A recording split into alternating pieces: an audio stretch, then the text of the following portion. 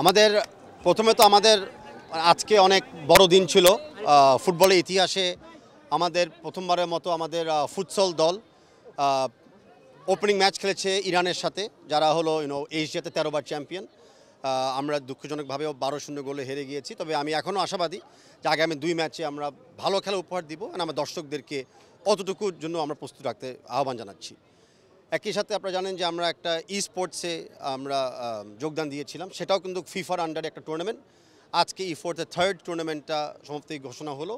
এখান থেকে যারা কোয়ালিফাই করেছে তারা রিজিওনাল কোয়ালিফিকেশনে যাবে, ওইখানে কোয়ালিফাই করলে তারা ফাইনাল এশিয়ান কাপে চলে যাবে ডিসেম্বরে রিয়াদে। আর আজকে যেটা আমরা দেখেছিলাম লক্ষ্যমাত্রা, যে ফুটবলকে যে আমরা আসলে বলি যে ফুটবল একটা ডিপ্লোমেসি, ফুটবল একটা বন্ধুত্ব জায়গা, আজকে আমরা বাংলাদেশ প্রমাণ করে দিলাম যে দুই দেশ, একজন বড় দেশ নিশ্চয়ই চায়না আমাদের বড় ফ্রেন্ড, আর বাংলাদেশ কোনোভাবেই কোনো ছোটো দেশ বলা যায় না। দুই দেশের বন্ধুত্বকে আরেকটু গভীর করার জন্য, কূটনৈতিক সম্পর্ক আরেকটু এগিয়ে নেওয়ার জন্য এবং দুই দেশের মানুষকে আরও ক্লোজ আনার জন্য আমরা আজকে প্রীতি ম্যাচ খেলেছি। আমাদের চায়নার থেকে ইউনিভার্সিটি একটা দল এসেছে, আর আমাদের বাংলাদেশ থেকে আমাদের এলিট উইমেন্স একাডেমির একটা দল আমরা গঠন করেছিলাম। দুইটাই দলই কিন্তু ইয়াং তরুণ মেয়েদেরকে নিয়ে খেলা হয়েছে। আমি অত্যন্ত খুশি যেরকম একটা ম্যাচ আমরা আনুষ্ঠানিকভাবে বাংলাদেশের মাটিতে আমরা সম্পূর্ণ করতে পেরেছি, এবং সকলকে ধন্যবাদ জানাই এই টুর্নামেন্টটাকে দেখার জন্য। Definitely the good news and ironic news আপনারা জানেন যে আমরা এশিয়া কাপে কোয়ালিফাই করেছি উইমেন টিমের ক্ষেত্রে, অ্যান্ড উইমেন টিমের ক্ষেত্রে অস্ট্রেলিয়াতে আমাদের গ্রুপে কিন্তু চায়না পড়েছে। সো খুবই শক্তিশালী উইমেন্স টিম, বাট আমরাও কোনোভাবে আমরা মনোবল হারাচ্ছি না। আমরা বিশ্বাস করি যে আমরা ইকুয়াল অপরচুনিটি আমরা খেলতে পারবো। অ্যান্ড আজকে এই সপ্তাহ থেকে আমাদের কিন্তু মিশন অস্ট্রেলিয়া অ্যাটলিস্ট প্র্যাকটিস শুরু হতে যাচ্ছে। একই সাথে আমাদের উইমেন্স টিম আন্ডার-20 থাইল্যান্ডে খেলতে যাচ্ছে, সেটাও এশিয়া কাপে কোয়ালিফাই করেছে। অ্যান্ড আন্ডার-17 টিম যারা মূলত আজকে খেলেছিল, তারা কিন্তু জর্ডানে যাচ্ছে ওই 2 উইকস পরে, সেটাও আশা করি এশিয়া কাপে কোয়ালিফাই করব এই চাইনিজ টাইপে এবং জর্ডানের বিপক্ষে আমরা খেলে।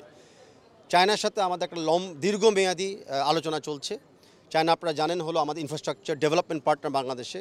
তা আমি আলোচনা ওপেন করেছি যে আমাদের কিছু স্টেডিয়াম ইনফ্রাস্ট্রাকচার, আমরা যারা সবচেয়ে গুরুত্ব জায়গা যেটা আমাদের ফিজিও সেন্টার, যে ইঞ্জুরির পরে ট্রমা থেকে রিকভারি করা সেই সেন্টারটা, এবং ইউথ ডেভেলপমেন্ট এক্সচেঞ্জ, যেটা আজকে অ্যাম্বাসেডর মহোদয় বলেছিল যে আমরা বছরে আমরা অনেকগুলি ইউথ ডেভেলপমেন্টের জন্য টুর্নামেন্ট আমরা খেলতে চাই। এই 3টা জায়গায় আমরা চায়নার সাথে অতি শিগগিরই একটা ভালো কংক্রিট ইমপ্লিমেন্টেশন আমরা দেখতে পারবো।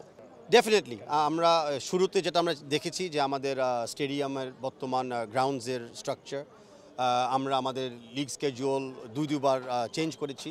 ডেফিনেটলি আমাদের ত্রুটি আছে, এটা অস্বীকার করার কোনো জায়গা নাই, বাট এর আগেও যেটা আমরা করেছি আমরা কুইক সমাধানের দিকে চলে আসার জন্য। আমরা ডেফিনেটলি আমি বিশ্বাস করি আমাদের লিগ কমিটি যারা আছেন তারা এই সমস্যাটাকে সমাধান করে ফেলবে অতি শিগগিরই।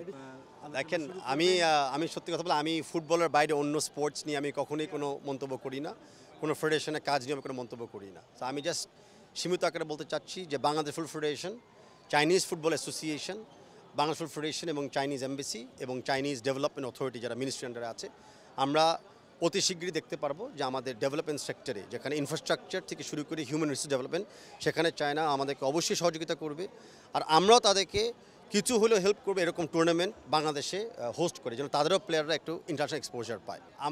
আমি অগ্রিম কথা কখনোই আমি বলি না। আমাদের সাথে সরকারের সাথে 6টা স্টেডিয়াম নিয়ে চূড়ান্ত আলোচনা আমরা চলে এসেছি।